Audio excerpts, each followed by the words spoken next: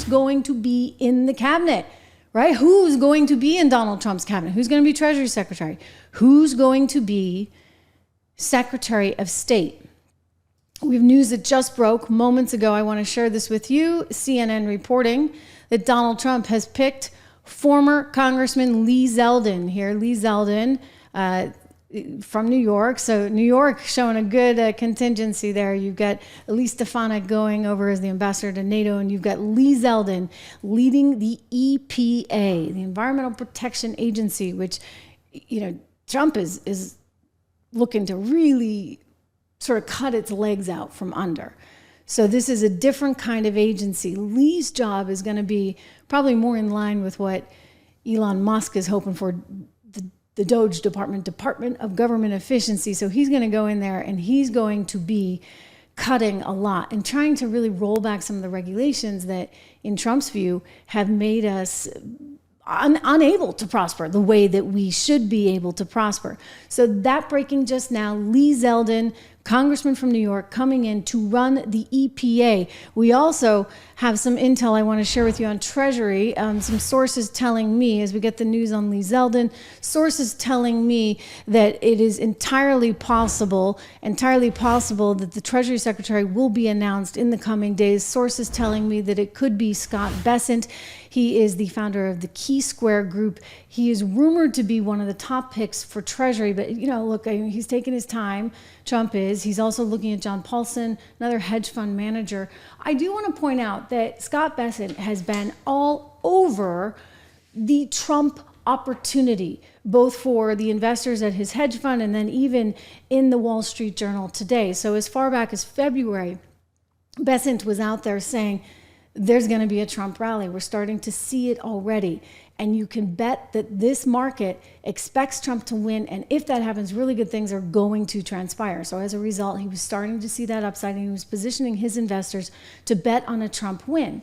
Well, he said today that effectively what you've seen, this is what I've said, what you've seen in the markets since the news, since the news came out, we were looking at Tuesday, right? Tuesday night. It looked like he was going to win, and you look at the futures market, everything was up and away, and we've continued to see that.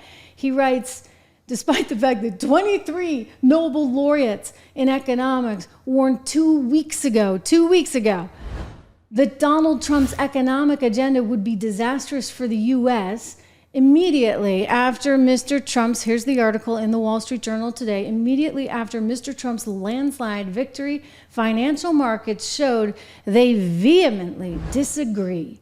Let's hope none of the Nobel laureates adjusted their retirement portfolios, otherwise their 401ks may be suffering as badly as their reputations. It kind of makes you wonder, were they getting $1 million too? Like Oprah? Was everybody on the pay? Like, why were these people being so adamant? It was so obvious the markets would do better under Donald Trump. Heck, look at Bitcoin. He's come out in favor of Bitcoin, and we're now looking at that upwards of 85,000. He's talked about lessening regulations so that you can loosen up things so the American economy can really hum. Of course this would be good for markets. Why would you say otherwise? Quote, asset prices are fickle and long-term economic performance is the ultimate measuring stick.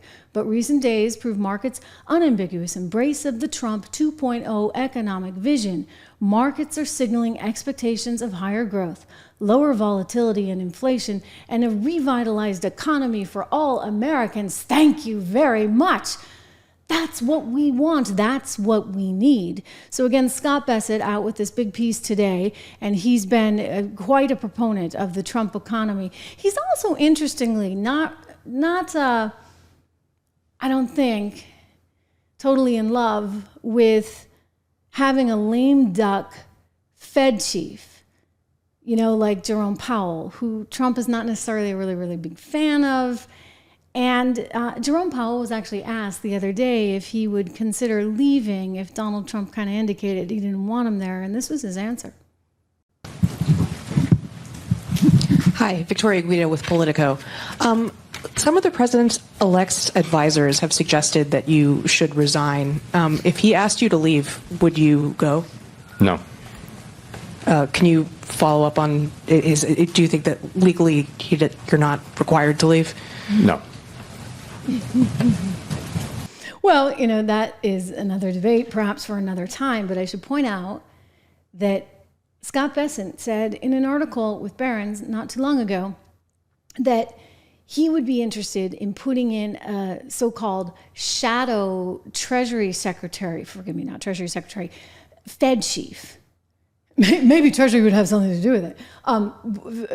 A shadow Fed chief to kind of be there and, if you would, kind of cut the legs out from under Powell so that everybody would be watching the future with the shadow chief as Powell got ready to wind down.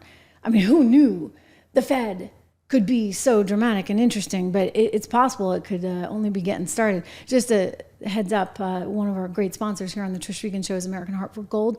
You can text my name over to them to get up to $15,000 of free silver today. Call them at 1-844-495-1115. Text Trish to 65532 or just go to trishlovesgold.com. trishlovesgold.com, you can't forget that.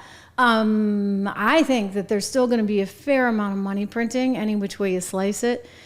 We got a lot of entitlements still. I don't see Donald Trump getting rid of things like Social Security, even if Elon, for example, wanted to. I don't see that necessarily happening. So it doesn't totally change the trajectory of the inflation scenario.